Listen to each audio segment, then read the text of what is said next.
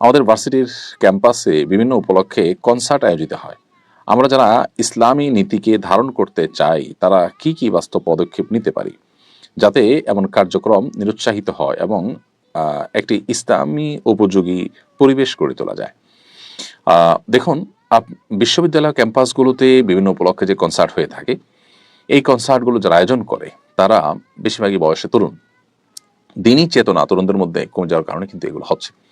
আমরা যদি দিনই চেতনা মানুষের মধ্যে, তরুণদের মধ্যে বাড়াতে পারি, তাদের মধ্যে দাওয়াতি কাজ করতে পারি, তাদেরকে যদি দিনমুখী করতে পারি, তাহলে ইনশাআল্লাহ বিইذনিল্লাহ এগুলা কমে যাবে, আল্লাহ চাহেন তো। আমরা যারা ইসলামকে ধারণ করতে চাই, ইসলামের উপর আমল করতে চাই, কোরআন সুন্নাহ করে চলতে চাই, তাদের সংখ্যা কম। তাহলে যদি আমরা অন্যদের মধ্যে দাওয়াতি কাজ করি, আমাদের সাধ্যের মধ্যে দাওয়াতি কাজ করি, কর্তাবতীদের মধ্যে যদি তাদেরকে দিনের পথে আমরা আনতে পারি, ইনশাআল্লাহ বিইذনিল্লাহ এগুলো কমে আসবে এবং নিরুৎসাহিত হবে তারা এগুলো করতে, আল্লাহ চাহেন তো। সেই সাথে আল্লাহ তাআলার কাছে দোয়াও করা দরকার। এবং যত বেশি দাওয়াতি কাজ বাড়বে, কৌশলগত দাওয়াতি কাজ অনেক বেশি করা যাবে এবং ছাত্রদের মধ্যে একটা সম্মিলিত প্রচেষ্টা থাকবে, তত বেশি ইনশাআল্লাহ এ সকল আপনার উন্মাদনা এগুলো কমবে। এ সকল কনসার্ট, এগুলোর উন্মাদনা, এগুলোতে আশপাশে মানুষের ব্যাপক বিরক্তির কারণ হয়, শব্দ দূষণ হয়, মানুষকে বিরক্ত করা হয়, নানাবিধ মন্দ দিক আছে।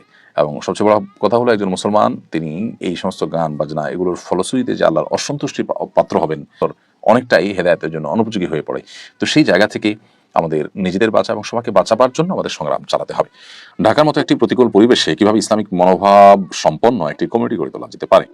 প্রিয় দর্শক, এজন্য আপনার পরিচিত সার্কেলের মধ্যে যারা দিনকে সিরিয়াসলি প্র্যাকটিস করতে চান তাদেরকে নিয়ে আপনি যদি কোথাও বাসা ভাড়া নেন, একটা বাসায় এরকম মানুষদেরকে আপনি একত্র করেন, অনবোর্ড করেন, আশপাশে তাদেরকে রাখেন, তাদের সাথে থাকেন, তাহলে ইনশাআল্লাহ এটা আমাদেরকে সাহায্য করতে পারে একটা দিনই অনুকূল পরিবেশে সন্তানদের বড় করবার ক্ষেত্রে।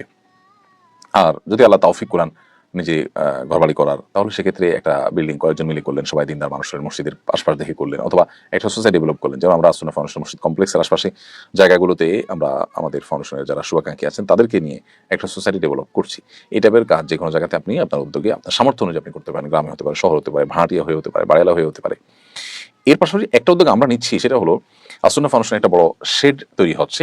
সেখানে ইনশাআল্লাহ বিইذনিল্লাহ প্রতি জুমাবার দিনভর ফ্যামিলি ডে আমরা উদযাপন করার চেষ্টা করছি। সেখানে বাচ্চাদের জন্য বিভিন্ন খেলাধুলা, রায়ের ব্যবস্থা থাকবে। বোনরা নিজেদের মধ্যে পরিচিতি এবং আলাপ আলোচনা এবং তাদের মধ্যে ভালো জিনিসগুলো এক্সচেঞ্জ করার সুযোগ পাবেন এবং নারী পুরুষ সবার জন্য দিনী হালাকার ব্যবস্থা থাকবে।